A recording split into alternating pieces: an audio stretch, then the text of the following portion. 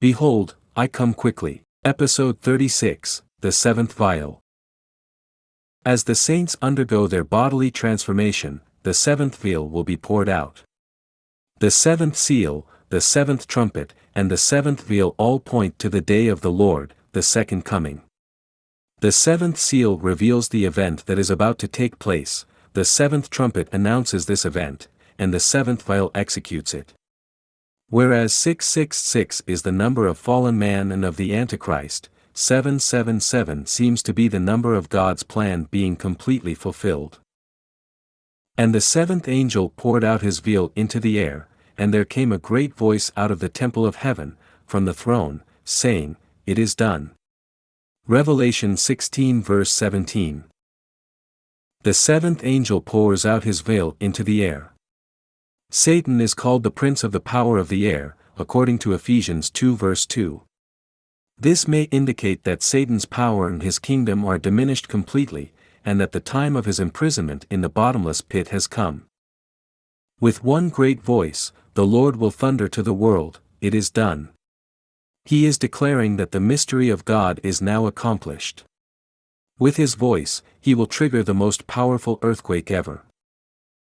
And there were voices, and thunders, and lightnings, and there was a great earthquake, such as was not since men were upon the earth, so mighty an earthquake, and so great. And the great city was divided into 3 parts, and the cities of the nations fell, and great Babylon came in remembrance before God, to give unto her the cup of the wine of the fierceness of his wrath. And every island fled away, and the mountains were not found. Revelation 16 verses 18 to 20. This earthquake will be so strong, so mighty, that all the world's cities will fall. Entire mountain ranges will be leveled and islands will be swallowed by monstrous tsunamis. The displacement of tectonic plates will be so dramatic that Earth's topography will change. An example of this is the division of the great city, Jerusalem, into 3 parts. The wicked will have no chance against the Lord in the face of this earthquake. Like the first global earthquake before the trumpets, this quake will be accompanied by noises, thunders, and lightnings. The great earthquake of Revelation 16 is like an aftershock of the earthquake that occurred under the 6th seal in Revelation 6 verse 12. When the 7th vial is initiated, God will increase the strength of the shaking of the heavens.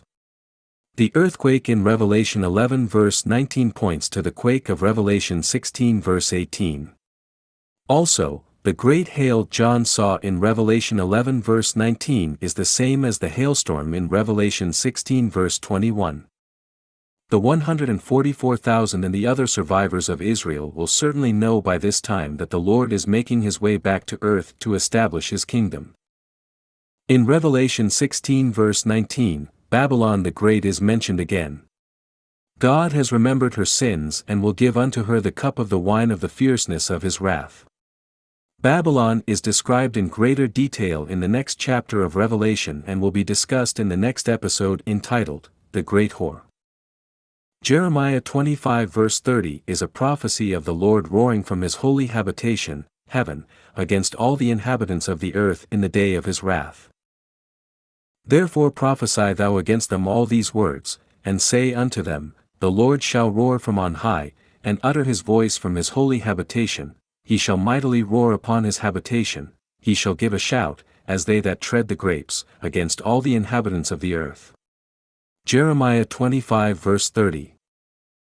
This roaring is the Lord's shout as he descends from heaven, as mentioned in 1 Thessalonians 4 verse 16. The Lord will roar against the wicked as his angels fly to gather his people from all corners of the earth.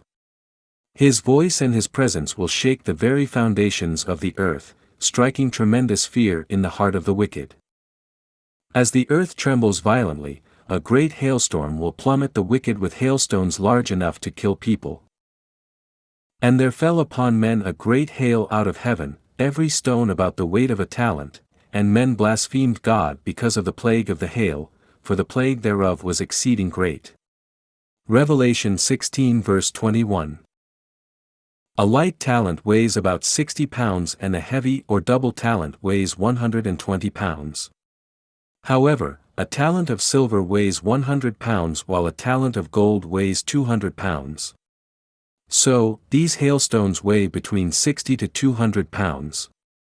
Baseball-size hail can cause great damage to trees, cars, and buildings, and can even injure a person's head. Now imagine hail weighing 200 pounds falling from heaven. This is an indication that these hailstones are not ice stones but meteors, just like the hail-like meteors in Trumpet 1. This is from the stars of heaven falling to the earth mentioned in Matthew 24 verse 29 and Revelation 6 verse 13. Joshua 10 verses 10 to 11 records a hailstorm that God sent to Israel's enemies while they were fighting against them. And the Lord discomfited them before Israel, and slew them with a great slaughter at Gibeon, and chased them along the way that goeth up to Betharon, and smote them to Azekah, and unto Makkedah.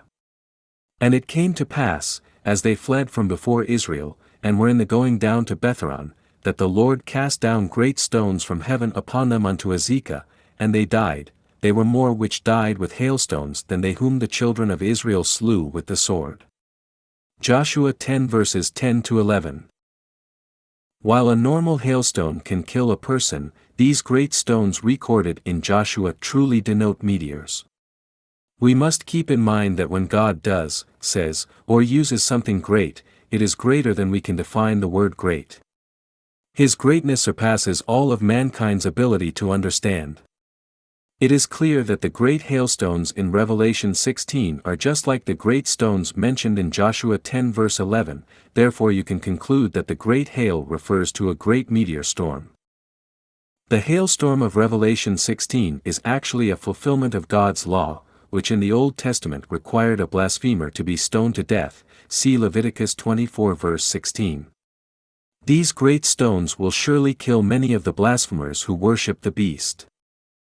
Despite the extent of the plague, the wicked will still blaspheme God, only viewing him as the devil. No matter how great the plagues are, they will cleave to Satan to the bitter end.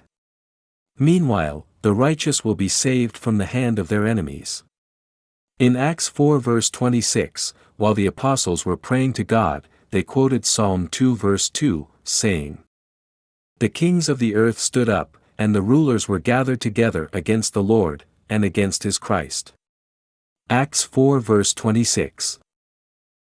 They knew that Psalm 2 verse 2 was speaking of the day when the kings of the earth will fight against the Father and the Son on the day of the Lord. Here is the verse in Psalm 2. "The kings of the earth set themselves, and the rulers take counsel together, against the Lord, and against his anointed, saying, Let us break their bands asunder, and cast away their cords from us. He that sitteth in the heavens shall laugh, the Lord shall have them in derision. Then shall he speak unto them in his wrath, and vex them in his sore displeasure. Yet have I set my king upon my holy hill of Zion." Psalm 2 verses 2 to 6.